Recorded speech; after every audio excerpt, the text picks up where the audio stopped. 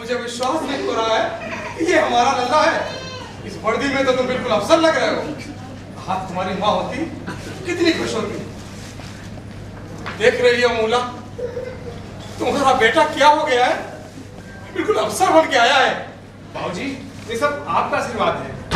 नहीं बेटा, ये मेरा आशीर्वाद नहीं, ये तुम्हारी मेहनत का फल है लल्ला, तुम्हारी मेहनत का फल है। बाबूजी, अब मैं लल्ला नहीं रहा हूँ, बड़ा हो गया हूँ। तू और भी बड़ा हो जा, पर मेरे लिए तो लल्ला ही रहेगा तू। मेरे लिए तो सब कुछ आप है बाबूजी। माँ बाप भाई बहन आप ही तो हैं। देखा ना, अब तू कितनी बड़ी बड़ी बातें करने लगा है। अब तो तू वास्तव में बड़ा हो गया है। अच्छा लल्ला, अब जब तू बड़ा हो गया है तो तेरे विवाह की बात चलाऊं? अरे बाबूजी, अभी विवाह की क्या जरूरत है बाबूजी? अरे जरूरत तो है बेटा, अब मेरी भी उम्र होने लगी है और इस घर में भी तो बहू होना चाहिए ना। अरे बाबूजी, आप परेशान ना हो, जब होनी होगी हो जाएगी। परेशानी तो है बेटा, अब हमें भी तो इस उम्र में कोई सेवा करने वाली चाहिए कि नहीं चाहिए? समझ गए बाबूजी। अब आप शादी कराना ही चाहते हैं तो करा दीजिए, सब आप ही को तो करना है। ये हुई ना बात। हम आज ही जाते हैं, चरैला का प्रभाव में तेरे विवाह की बात करके आता हूँ।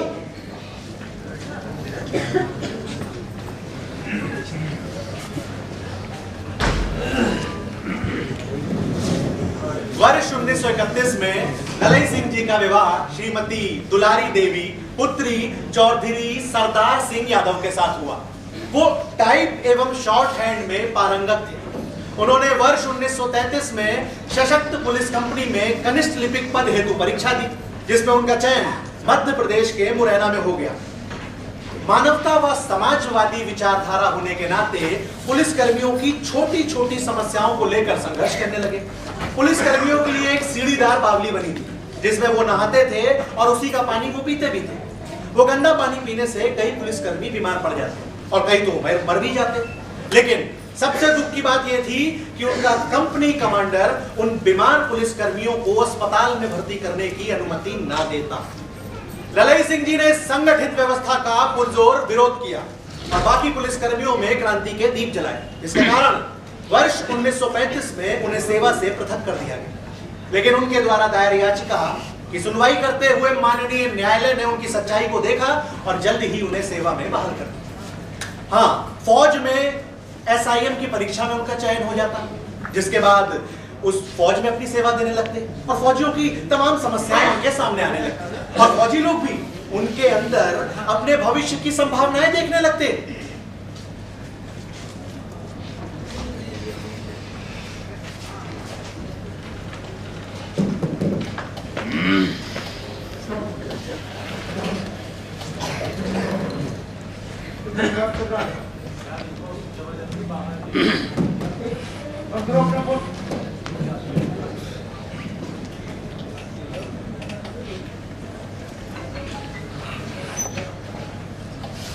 पीछे जो बात करे फोन पे बाहर भगा दो।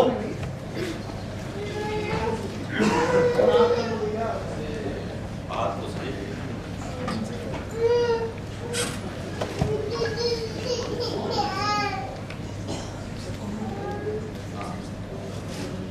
और राकेश, जय कैसे हैं आप लोग? एकदम दुरुस्त सर। सर, कल हम लोगों ने आपके सामने कुछ सवाल रखे थे, याद है आपको? हाँ, कुछ संगठन बनाने की बात कर रहे थे, लेकिन हम लोग संगठन बनाए बगैर भी अपनी लड़ाई लड़ सकते हैं। क्यों नहीं लड़ सकते सर? किंतु एक संघ के माध्यम से लड़ाई लड़ने में कोई भी बाधा नहीं होगी और संभवतः हमारी समस्याओं पर ध्यान दिया जाएगा sir. You are right Rakesh. Yes sir. हम यूनियन के माध्यम से कुछ बेहतर काम कर सकते हैं। Yes sir. ओके।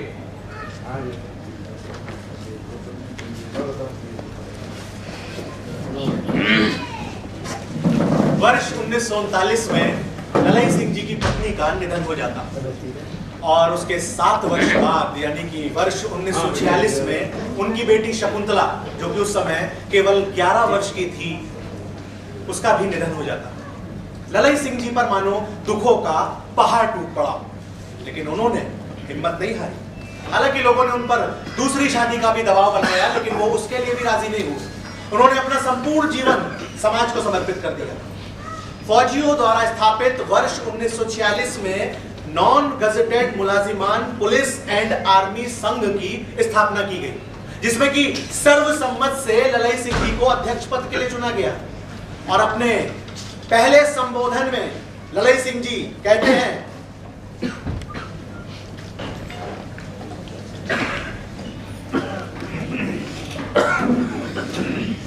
सबसे पहले मैं आप लोगों का आभार प्रकट करता हूं कि आप लोगों ने मुझे अपना अगुवा चुना।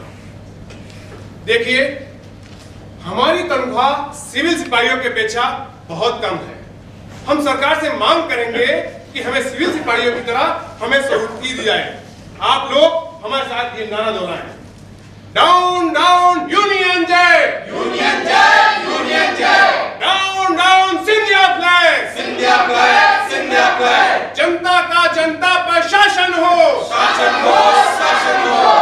साथियों, हम सरकार से मांग करेंगे कि हमारी तनख्वाह में कम से कम 10 रुपए की बढ़ोतरी की जाए। हमने सिपाहियों के ऊपर एक पुस्तक लिखी है जिसका नाम है सिपाही की तबाही। इसको विशेष अधिकार द्वारा लेफ्टिनेंट ने जब्त कर लिया है, लेकिन हमारे टाइपिस्ट भाइयों ने उसकी कुछ प्रतियां छुपा ली हैं। मैं चाहता हूं हमारे सिपाही भाई उस पर नाटक करें। तो क्या आप लोग इसके लिए तैयार हैं? यस सर, हम तैयार हैं। हमें आप लोगों से यही उम्मीद है।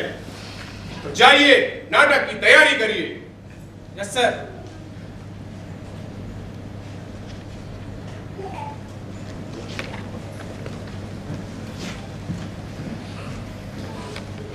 आइए देखते हैं ललई सिंह जी द्वारा लिखित पुस्तक सिपाही की तबाही का दृश्य।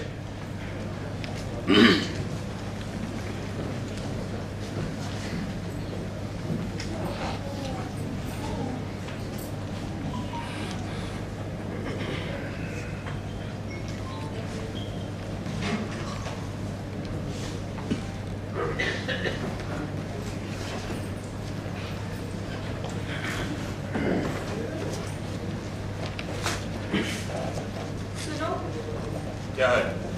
मैंने बीच से उधड़ी धोती पहनी है जिसमें कई पैबंद भी लगे हैं। तो शर्त से पड़ोसी के बच्चे की सालगिरह में नहीं जा पाई।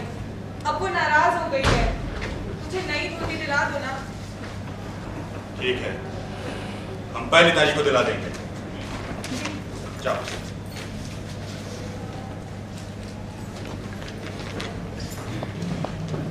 आज 15 तारीख है।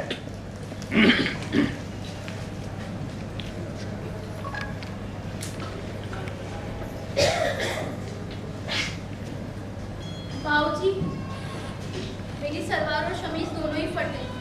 इनमें कई पैबंद लगे। साथ की लड़कियां मेरी बेइज्जती करती हैं। मुझे बहुत शर्म करती है। नहीं दिला दीजिए। बेटी, तुम्हारे दोनों कपड़े हम पहली तारीख को सिलवा देंगे।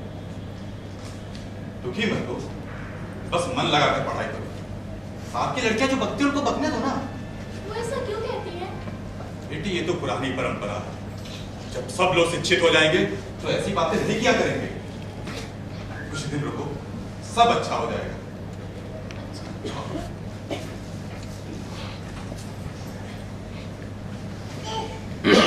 आज 20 तारीख है।